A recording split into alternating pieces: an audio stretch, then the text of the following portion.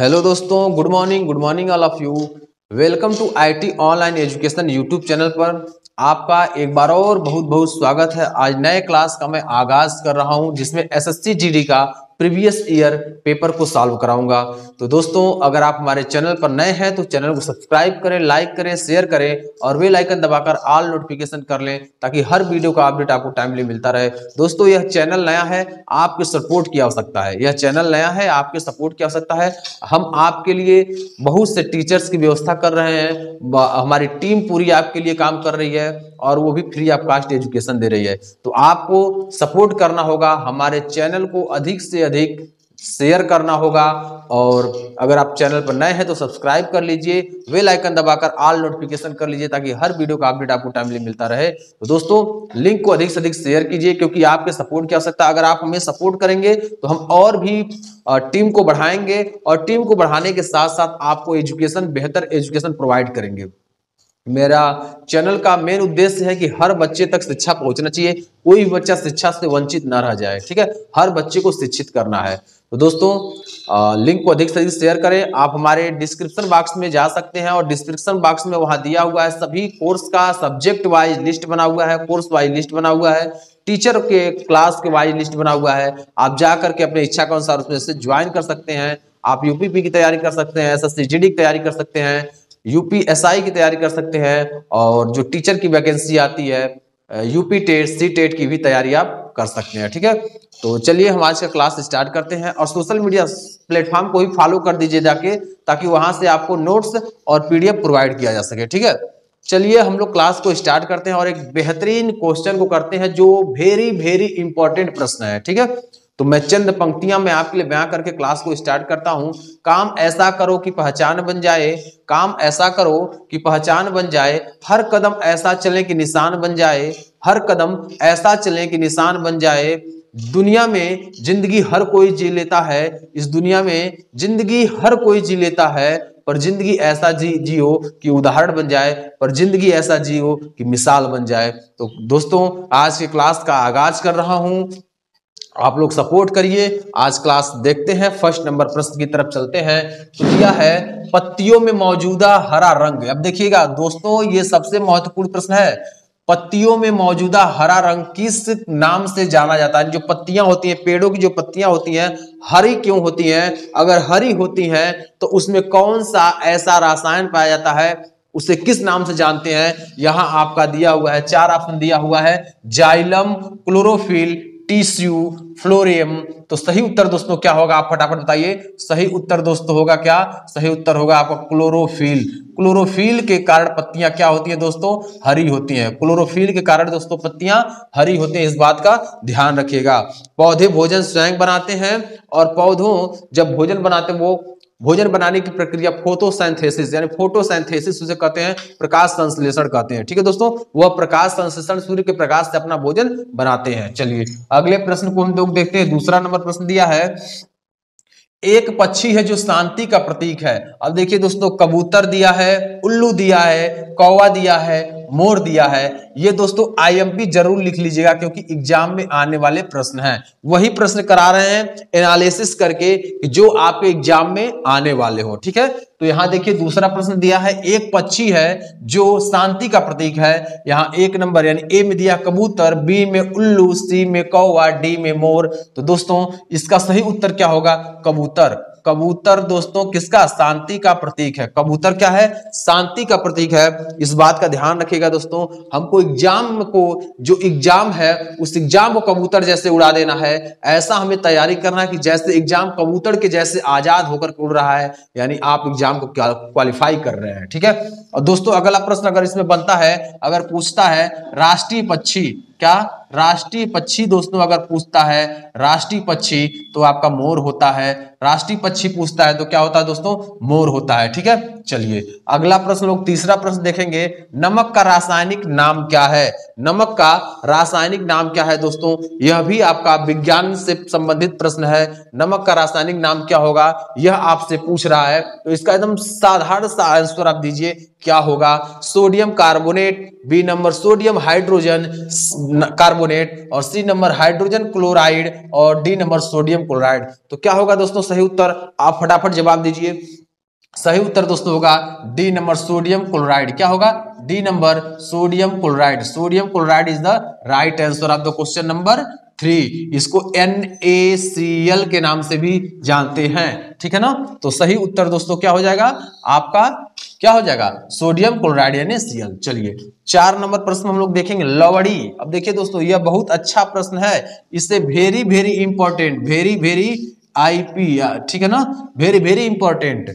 तो लवड़ी कौन से राज्य का लोक नृत्य है? कौन सा दोस्तों? लवड़ी कौन से राज्य का लोक नृत्य है? आप फटाफट जवाब दीजिए दोस्तों। एग्जाम के मस्तिष्क में छेद करके आना है, एग्जाम के मस्तिष्क में छेद करके आना है, क्योंकि ऐसा प्रश्न, ऐसा क्लास आपको और कहीं नहीं मिलने वाला, केवल तो केवल IT online education YouTube channel पर मिलने वाला है। इस पर सभी फैकल्टी मेंबर आपको तन मन से पढ़ा रहे हैं, जिसका कोई भी चार्ज नहीं ले रहे हैं, फ्री ऑफ कॉस्ट पढ़ा रहे हैं। तो आप जल्द से जल्द जुड़िए और अधिक से अधिक लोगों तक शेयर कीजिए, ताकि और भी लोग जुड़ सके, क्योंकि जब तक आप शेयर नहीं करेंगे तब तक इस क्लास को कोई और देख नहीं पाएंगे और समझ नहीं पाएंगे कि कैसा क्लास चल रहा है, किस टाइप का प्रश्न आ रहा है, कैसा एग्जाम का क्वालिफिकेशन हो रहा है, एग्जाम कैसे क्वालिफाई लोग कर रहे हैं। इसकी सारी जानकारी आपको इस चैनल पर दिया जाएगा। छोटे नोटिफिकेशन से लेकर के बड़े नोटिफिकेशन को आपको यहाँ समझाया जाएगा और दिया जाएगा, और क्लास भी अटेंड आप करेंगे ऐसे रेगुलरिटी, ठीक है। तो रेगुलर आपको टाइम से क्लास मिलता रहेगा। सभी फैकल्टी मेंबर आपको अलग अलग सब्जेक्ट क्लासेस देते रहेंगे। तो चलिए आप सपोर्ट कीजिए, मेरी गारंटी मैं इतने टीचर और वो भी बेहतरीन टीचर दे दूंगा कि आप सोच नहीं पाएंगे, उतना पैसा खर्च करके आप वैसे टीचर नहीं पाएंगे जितना मैं फ्री ऑफ कॉस्ट टीचर दे दूंगा। तो अधिक से अधिक आप शेयर कीजिए, ठीक है, और अधिक से अधिक लोगों को जोड़िए, ताकि जब पब्लिक होगी तभी हम अपनी बात को, अपने क्लास को बेहतर ढंग से समझा सकते हैं, ठीक है। चलिए आगे और हम लोग देखेंगे, दिया है लवड़ी कौन से राज्य का लोक नृत्य प्रकार है? ये वेरी वेरी इंपॉर्टेंट प्रश्न है। पहला नंबर दोस्तों क्या है? गुजरात का, बी नंबर बिहार का, सी नंबर राजस्थान का, डी नंबर महाराष्ट्र का। तो दोस्तों लवड़ी जो लोक नृत्य है, लवड़ी लोक नृत्य दोस्तों कहां का है? महाराष्ट्र का है। लवड़ी लोक नृत्य कहां का है दोस्तों? महाराष्ट्र का है। अगर दोस्तों प्रश्न में आ जाता है तमाशा लोक नृत्य कहां का है, तमाशा लोक नृत्य कहां का है, ये भी महाराष्ट्र का है। तमाशा लोक नृत्य महाराष्ट्र का है, लवड़ी लोक नृत्य भी महाराष्ट्र का है। अगर दोस्तों पूछ देता है आपसे कि राजस्थान का लोक नृत्य क्या है, तो घूमर होगा। राजस्थान का लोक नृत्य क्या होगा दोस्तों? घूमर होगा। अगर प्रश्न में आ जाता है तो आप इसे करके आगे बढ़ लीजिएगा, ठीक है दोस्तों। तो दोस्तों अगर पूछता है राजस्थान का लोक नृत्य क्या है, तो घूमर होगा। अगर पूछता है दोस्तों बिहार का लोक नृत्य क्या होगा, तो विदेशिया। ये सबसे फेमस लोक नृत्य है दोस्तों, विदेशिया सबसे फेमस लोक नृत्य बिहार का, विदेशिया। अगर आएगा तो इससे आप टिक लगा दीजिएगा। गुजरात का दोस्तों सबसे ज्यादा फेमस क्या है? डांडिया है। अगर गुजरात का पूछ दिया लोक नृत्य तो आप क्या करेंगे? डांडिया पर टिक लगा दीजिएगा। देखिए दोस्तों इसमें से भी आपके 4-5 प्रकार के प्रश्न बन गए और 4-5 प्रकार के प्रश्न को हमने क्लियर करा दिया। अगले प्रश्न पर हम लोग चलते हैं। पुस्तक इंडिया 2020, यानी पुस्तक इंडिया 2020 द्वारा लिखी गई, यानी किसके द्वारा लिखी गई पुस्तक 2020, ठीक है। पुस्तक इंडिया 2020 किसके द्वारा लिखी गई? तो ए नंबर में है रामनाथ कोविंद, बी नंबर में है प्रसून जोशी, सी नंबर में दिया है प्रणब मुखर्जी, और डी नंबर में दिया डॉक्टर APJ अब्दुल कलाम।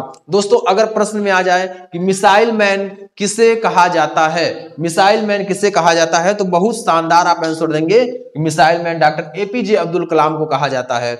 Missile man doctor APJ Abdul Kalam को कहा जाता है। और अगर यह प्रश्न आ गया कि इंडिया 2020 के लेखक, इंडिया 2020 पत्र या पुस्तक के लेखक कौन है, तो डॉक्टर APJ अब्दुल कलाम है दोस्तों, डॉक्टर APJ अब्दुल कलाम है। इस प्रश्न को आप वेरी वेरी इंपॉर्टेंट, इस प्रश्न को भी कर लीजिए, क्योंकि यहां से एग्जाम में प्रश्न ऐसे आ रहे हैं, ठीक है ना। वेरी वेरी इंपॉर्टेंट प्रश्न, ठीक है। चलिए आगे देखिए 6 नंबर प्रश्न हम लोग चलते हैं। 6 नंबर प्रश्न में दिया है तमिलनाडु की प्रख्यात शास्त्रीय नृत्य शैली कौन सी है? दोस्तों तमिलनाडु की प्रख्यात शास्त्रीय नृत्य शैली कौन सी है? तो यहाँ तमिलनाडु का दोस्तों पूछ रहा है, तो तमिलनाडु का प्रख्यात यानी प्रसिद्ध शास्त्रीय नृत्य क्या है दोस्तों?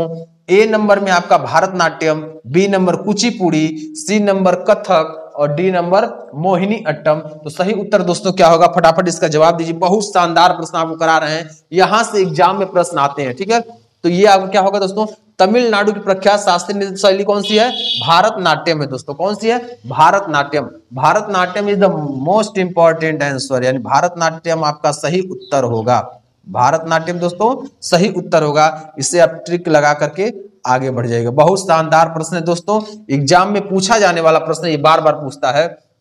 7वां नंबर प्रश्न दोस्तों हम लोग देखते हैं, नर्मदा नदी मध्य प्रदेश में निकलती है। नर्मदा नदी मध्य प्रदेश में निकलती है, कहां से निकलती है दोस्तों? ए नंबर अरावली की पहाड़ियों से, बी नंबर सतपुड़ा पर्वत श्रेणी से, सी नंबर नीलगिरी की पहाड़ियों से, डी नंबर अमरकंटक की पहाड़ियों से। यानी कहां से नर्मदा निकलती है नर्मदा नदी, ये आप बताइएगा। मध्य प्रदेश से निकलती है। देखिए दोस्तों, अगर पूछ दिया नर्मदा नदी कहां से निकलती है तो आंसर आप बताएंगे मध्य प्रदेश से, यानी नर्मदा नदी मध्य प्रदेश से संबंधित है। और उसके बाद अगर प्रश्न पूछा है कि किस पर्वत श्रेणी से निकलती है तो ये अमरकंटक पहाड़ियों से निकलती है। कहां से निकलती है दोस्तों? अमरकंटक की पहाड़ियों से निकलती है। इसका सही उत्तर डी नंबर ऑप्शन होगा, अमरकंटक की पहाड़ियों। ठीक है, अमरकंटक की पहाड़ियों से निकलती है। ठीक है, चलिए अगला है 8वां नंबर प्रश्न दोस्तों हम लोग देखेंगे। दिया है भारतीय अर्थव्यवस्था का प्राथमिक क्षेत्र। प्राथमिक क्षेत्र यानी भारतीय अर्थव्यवस्था का प्राथमिक क्षेत्र क्या है? ए नंबर कृषि, B number banking, C number सूचना और प्रौद्योगिकी, डी नंबर न्यायतंत्र। सही उत्तर क्या होगा दोस्तों? ये तो आप बता सकते हैं, भारत कृषि प्रधान देश रहा है। भारत दोस्तों कृषि प्रधान देश रहा है, उसकी पूरी अर्थव्यवस्था कृषि पर ही निर्भर है। भारत की जो कृषि व्यवस्था है वो आपका कृषि पर, यानी भारत की जो अर्थव्यवस्था वो कृषि पर ही निर्भर है। शुरू से भारत कृषि प्रधान देश रहा है। भारत कृषि प्रधान देश रहा। क्या है? भारत कृषि प्रधान देश रहा है। कृषि प्रधान देश है। ठीक है ना दोस्तों, भारत कृषि प्रधान देश है। तो इसका सही उत्तर दोस्तों क्या होगा? ए नंबर सही उत्तर होगा कृषि, यानी कृषि भारतीय अर्थव्यवस्था का प्राथमिक क्षेत्र है। तो सही उत्तर दोस्तों ए होगा। दोस्तों ये 8 प्रश्नों का सीरीज हमने कराया। अभी और भी अगले स्लाइड में मैं प्रश्न कराऊंगा जो मोस्ट इंपॉर्टेंट है आपके एग्जाम के पॉइंट ऑफ व्यू से। तो दोस्तों अगर आप हमारे चैनल पर नए हैं तो चैनल को सब्सक्राइब करें, लाइक करें, शेयर करें और बेल आइकन दबाकर ऑल नोटिफिकेशन कर लें ताकि हर वीडियो का अपडेट आपको टाइमली मिलता रहे। दोस्तों हम आपके लिए ये सारा शेड्यूल कर रहे हैं, सभी क्लासेस दे रहे हैं ताकि आप आगे बढ़ें और हमको सपोर्ट करें तो हम भी लोग आगे बढ़ते जाएं। क्योंकि आपके लिए बहुत से ऐसे टीचर की मैंने व्यवस्था किया है जो स्पेशलिस्ट हैं अपने अपने सब्जेक्ट के, और वह आपको सब्जेक्ट प्रोवाइड करा रहे हैं। तो उसमें टेक्निकल टीम की भी आवश्यकता पड़ती है सारा कुछ एडिट वगैरह करने के लिए। तो दोस्तों सपोर्ट करें, हमें सपोर्ट करेंगे तो हम जब आगे बढ़ेंगे, हमें जब सपोर्ट करेंगे तो हम आपके लिए तो बहुत सारा मैजिक लेकर के आए हैं जो आप तक पहुंचेगा। ठीक है दोस्तों, तो चलिए अगले क्लास में चलते हैं। अगर आप चैनल पर नए हैं तो चैनल को सब्सक्राइब जरूर कर लें। ठीक है, और सपोर्ट जरूर करें। चैनल नया है, सपोर्ट जरूर करें। चलिए अगले स्लाइड पर हम लोग चलते हैं और अगला प्रश्न को देखते हैं। लोग अगला प्रश्न 9 नंबर प्रश्न देखेंगे और 9 नंबर जो प्रश्न दिया है यहां से लेकर जो 17 नंबर प्रश्न हम कराएंगे यह भी आपके एग्जाम के दृष्टि से महत्वपूर्ण है। ठीक है, तो दोस्तों कुछ पंक्तियां मैं आपके लिए बयां कर रहा हूं। अपनी संजीदगी को यूं ही बनाए रखना, अपनी संजीदगी को यूं ही बनाए रखें, उत्साह का दिया हमेशा जलाए रखें, उत्साह का दिया हमेशा जलाए रखें। चलते चलते मिल ही जाएगी एक दिन मंजिल, चलते चलते एक दिन मिल ही जाएगी मंजिल। आगे बढ़ने का हौसला हमेशा बनाए रखें, आगे बढ़ने का हौसला हमेशा बढ़ाए रखें। तो welcome to IT online education YouTube channel.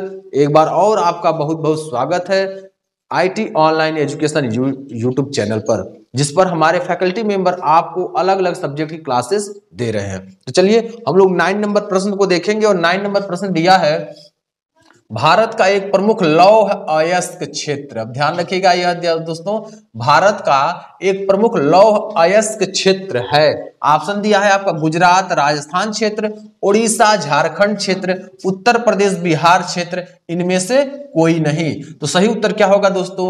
Orissa Jharkhand क्षेत्र। उड़ीसा झारखंड क्षेत्र जो होता है दोस्तों, यहां सबसे ज्यादा मात्रा में लौह अयस्क पाए जाते हैं। ये लौह अयस्क वाले क्षेत्र हैं उड़ीसा झारखंड। ठीक है दोस्तों, उड़ीसा झारखंड क्षेत्र जो है यह लौह अयस्क के लिए भारत में बहुत ही ज्यादा प्रसिद्ध है। ठीक है, चलिए अगला अब हम लोग देखेंगे।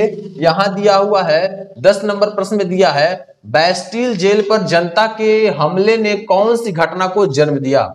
बैस्टिल, यहां ध्यान रखिएगा, बैस्टिल जेल पर बेस्टिल जेल पर जनता के हमले ने कौन सी घटना को जन्म दिया था? ए नंबर में है जार के पतन, बी नंबर रूसी क्रांति, सी नंबर फ्रांस की क्रांति और डी नंबर सोवियत संघ का विघटन। सही उत्तर क्या होगा दोस्तों? तो सही उत्तर आपका होगा सी नंबर जो उत्तर होगा वह सही होगा। ठीक है, सी नंबर जो उत्तर होगा सही होगा। यह आपका है फ्रांस की क्रांति। फ्रांस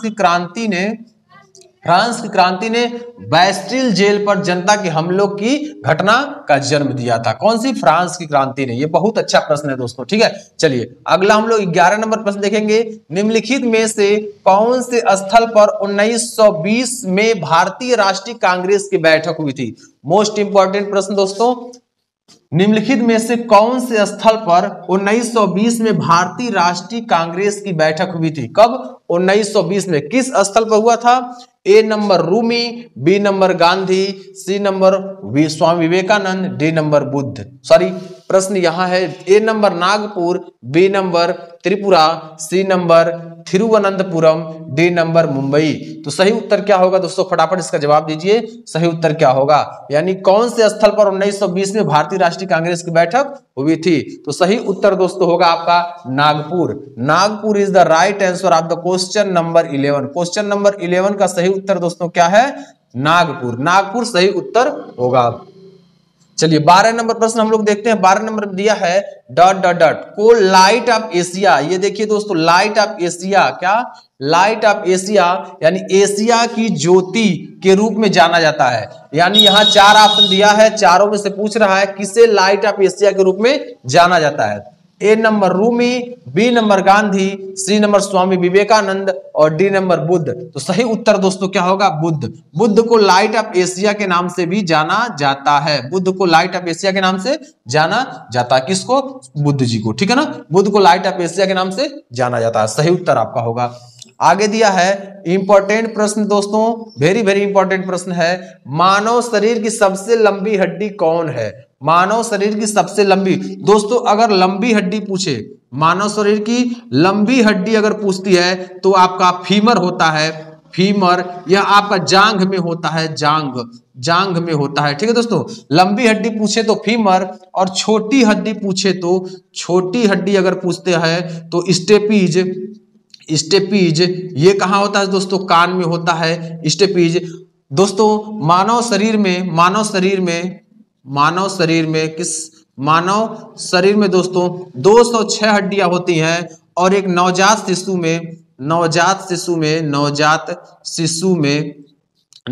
शिशु में 300 हड्डियां पाई जाती हैं। ठीक है दोस्तों, देखिए दोस्तों कितना अच्छा प्रश्न दिया रहा। मानव शरीर की सबसे लंबी हड्डी कौन सी है? तो आपका फीमर। क्या होगा? फीमर। यह मानव शरीर की सबसे लंबी हड्डी है, फीमर। ठीक है, और यहां देखिए मानव शरीर की सबसे लंबी हड्डी के बारे में हमने बताया जो जांघ में पाई जाती है। यह जांघ में होती है। कौन सी? फीमर हड्डी जांघ में होती है, जो मानव शरीर की सबसे लंबी हड्डी होती है। अगर दोस्तों पूछ दिया छोटी, यानी मानव शरीर की सबसे छोटी हड्डी कौन सी है, तो सबसे छोटी हड्डी दोस्तों होती है स्टेपीज। क्या होती है? स्टेपीज, जो कान में पाई जाती है। दोस्तों कहां पाई जाती है? कान में।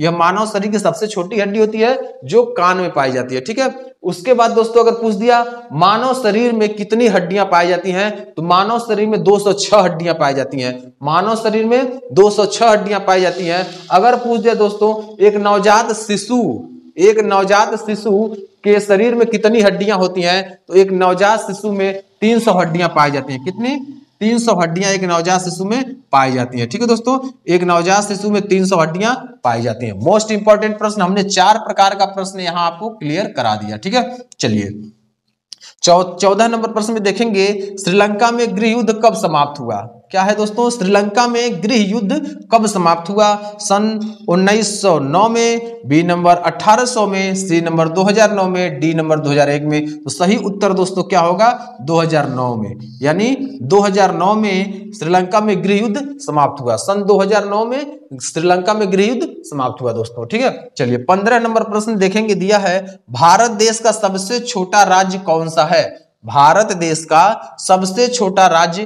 कौन सा है? A number Goa, B number Sikkim, C number Punjab, D number Tripura. दोस्तों कौन सा आंसर होगा? आप फटाफट बताइए इसका सही उत्तर कौन सा होगा। इसका सही उत्तर क्या होगा? आप फटाफट बताइए। तो सही उत्तर दोस्तों क्या होगा? गोवा होगा। क्या? गोवा।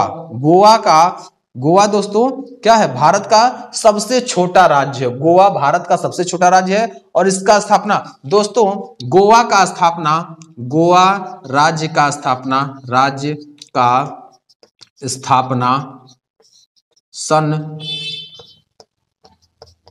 सन 1887 में किया गया। 1987 में किया गया। गोवा राज्य का जो स्थापना सन दोस्तों 1987 में किया गया। ये आप नोट डाउन जरूर कर लीजिएगा, ठीक है। गोवा राज्य का स्थापना 1987 में किया गया, ठीक है। चलिए अब हम लोग 16 नंबर प्रश्न देखेंगे। ओलंपिक में दोस्तों आप लोग लाइक नहीं कर रहे हैं, वीडियो देख लेते हैं लाइक नहीं करते हैं, वीडियो देख लेते हैं लाइक नहीं करते हैं। फटाफट लाइक कीजिए, वीडियो को लाइक जल्दी कीजिए। आप लोग इतनी मेहनत करके आपको पढ़ा रहे हैं, नोट्स बना रहे हैं, बोर्ड पर लिख रहे हैं, लेकिन आप लाइक नहीं करते हैं। फटाफट लाइक कीजिए, वीडियो को लाइक कीजिए तुरंत और चैनल को अधिक से अधिक शेयर कीजिए अपने मित्रों, दोस्त, रिश्तेदार सभी लोगों के पास शेयर कीजिए। जब अधिक से अधिक लोग होंगे तो हम अपने क्लास को और बेहतर ढंग से आपके सामने रिप्रेजेंट कर सकते हैं, ठीक है। तो आप अधिक से अधिक शेयर कीजिए, ठीक है। अब कुछ पंक्तियां मैं आपके लिए बयां कर रहा हूं। ईश्वर का दिया हुआ कभी अल्प नहीं होता, ईश्वर का दिया हुआ कभी अल्प नहीं होता, जो टूट जाता वो संकल्प नहीं होता, जो टूट जाता वो संकल्प नहीं होता। हार को लक्ष्य से दूर ही रखना, हार को लक्ष्य से दूर ही रखना, क्योंकि जीतने का कोई विकल्प नहीं होता, जीतने का कोई विकल्प नहीं होता। चलिए आगे हम लोग जो प्रश्न दिया हुआ है इस प्रश्न को करते हैं। तो आप हमें सपोर्ट कीजिए, हम आपको अपने तन मन से पूरी टीम के साथ लगे हुए हैं आपको सपोर्ट के लिए, और आपको जब तक दिलाएंगे नहीं जॉब तब तक हम छोड़ेंगे नहीं, तब तक आपकी रेगुलर क्लासेस चलता रहेगा, ठीक है। तो यहां देखिए ओलंपिक में रजत जीतने वाली पहली भारतीय महिला कौन है? ओलंपिक में रजत जीतने वाली पहली भारतीय महिला कौन है? आपके पास ऑप्शन है PV Sindhu, B number Saina Nehwal, C number Arundhati Pantawane और डी नंबर है तन्वी लाड। सही उत्तर क्या होगा दोस्तों? ए नंबर सही उत्तर होगा पीवी सिंधु। क्या होगा? PV Sindhu. PV Sindhu is the right answer of the question number 16, यानी 16 नंबर का जो उत्तर होगा पीवी सिंधु होगा। ओलंपिक में रजत पदक जीतने वाली पहली भारतीय महिला कौन है? पीवी सिंधु है, ठीक है। चलिए 17 नंबर प्रश्न को देखते हैं। 17 नंबर प्रश्न में दिया है सोवियत संघ वर्ष में टूटा था। सोवियत संघ दोस्तों किस वर्ष में टूटा था? फटाफट आंसर दीजिए। सोवियत संघ किस वर्ष में टूटा था? सोवियत संघ वर्ष में टूटा था किस वर्ष में? तो दोस्तों सन 2000 में, बी नंबर 1880 में, सी नंबर 1900 में, डी नंबर 1991 में। सही उत्तर दोस्तों क्या होगा? 1991 में। जो सोवियत संघ दोस्तों टूटा था कब? 1991 में। तो दोस्तों हमने दूसरे स्लाइड में प्रश्न 9 से लेकर के 17 तक कराया और हम आज टारगेट है 20 प्रश्न का, 20 प्रश्न का टारगेट है और 3 प्रश्न और छूटा हुआ, इसे भी हम करा देंगे और अभी इस स्लाइड के बाद हम कराएंगे। दोस्तों अगर आप हमारे चैनल पर नए हैं तो चैनल को सब्सक्राइब करें, लाइक करें, शेयर करें और बेल आइकन दबाकर ऑल नोटिफिकेशन कर लें ताकि हर वीडियो का अपडेट आपको टाइमली मिलता रहे। इस आईटी ऑनलाइन एजुकेशन पर दोस्तों बहुत से ऐसे टीचर हैं जो मिल करके आपको क्लासेस देते हैं, आपको रिप्रेजेंट करते हैं अपने प्रश्न को और नोट्स बनाते हैं, पीडीएफ बनाते हैं और आप तक पहुंचाते हैं। तो आप डिस्क्रिप्शन बॉक्स में जाइए और डिस्क्रिप्शन बॉक्स में दिया गया है सोशल मीडिया प्लेटफॉर्म का लिंक, वहां से उसे फॉलो कर लीजिए ताकि वहां पर आपको क्विज और प्रैक्टिस सेट और साथ में नोट्स पीडीएफ प्रोवाइड किया जाए, वहां तो वहीं प्रोवाइड किया जाता है। और आप हमारे वीडियो के लिंक से आप अपने कोर्स में ज्वाइन कर सकते हैं। अलग अलग टीचर का क्लासेस बना हुआ है, अलग अलग सब्जेक्ट क्लासेस बना हुआ है और अलग अलग कोर्स का भी प्लेलिस्ट बना हुआ है। वहां जाइए और जाकर तुरंत ज्वाइन कीजिए, ठीक है। जब आप ज्वाइन करेंगे और फुल वीडियो आपको लोग कंप्लीट क्लासेस कंप्लीट कोर्स मिलेगा, ठीक है। वहां जाकर पढ़िए और पढ़ करके अपने एग्जाम को क्वालिफाई कीजिए, ठीक है। तो हम लोग आपके लिए लगे हुए हैं तो आपको भी लगना होगा, ठीक है। जितनी शिद्दत के साथ हम मेहनत कर रहे हैं उतनी ही शिद्दत के साथ आपको ही मेहनत करना है, क्योंकि हमारी टीम पूरी शिद्दत के साथ नोट्स बनाती है और आपके लिए इतनी मेहनत के साथ वो पढ़ाती है, तो जाहिर सी बात है कि आपको ही मेहनत करना पड़ेगा।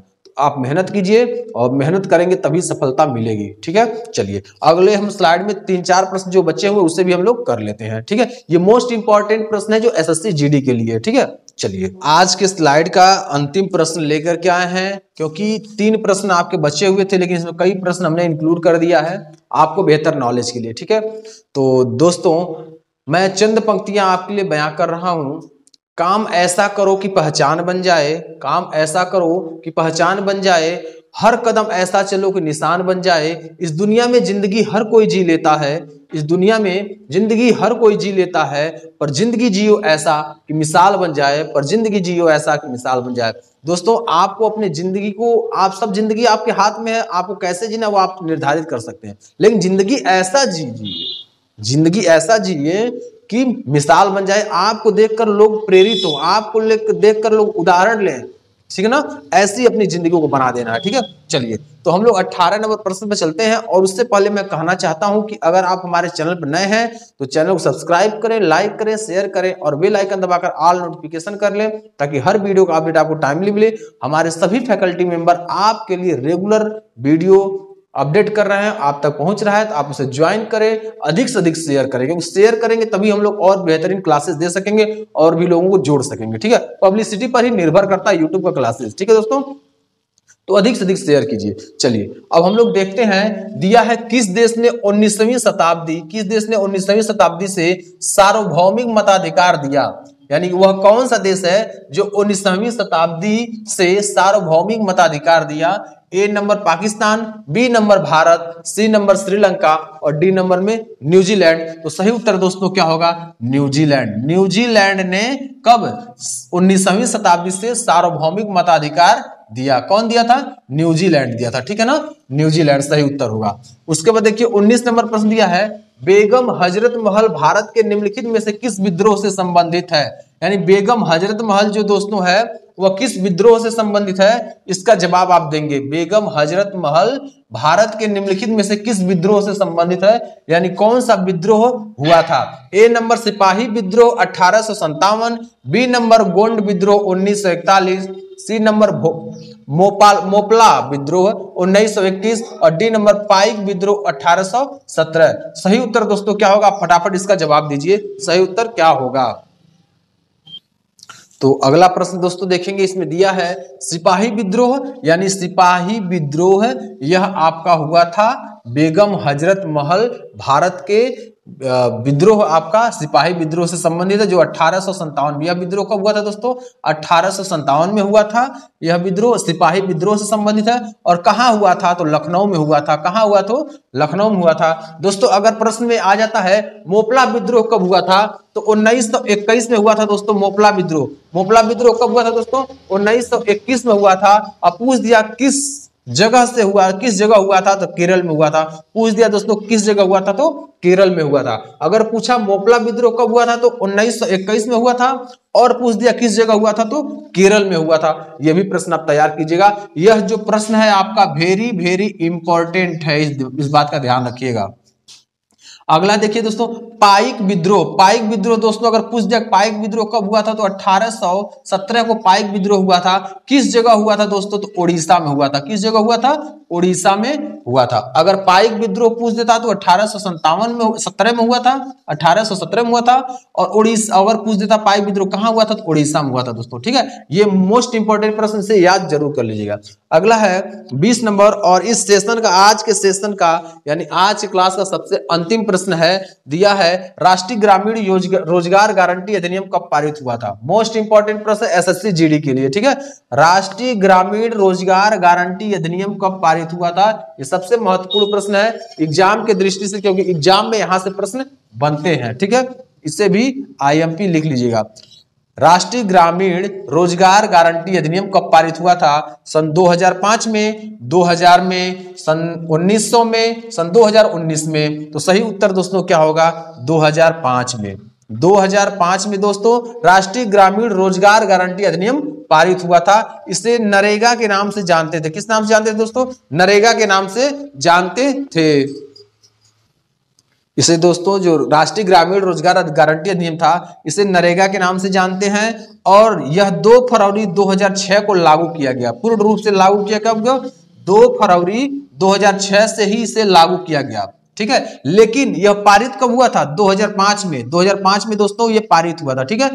राष्ट्रीय ग्रामीण रोजगार गारंटी अधिनियम 2005 में पारित हुआ था, लेकिन यह नरेगा के नाम जाना जाता था। यह 2 फरवरी सन 2006 से लागू हुआ था, ठीक है।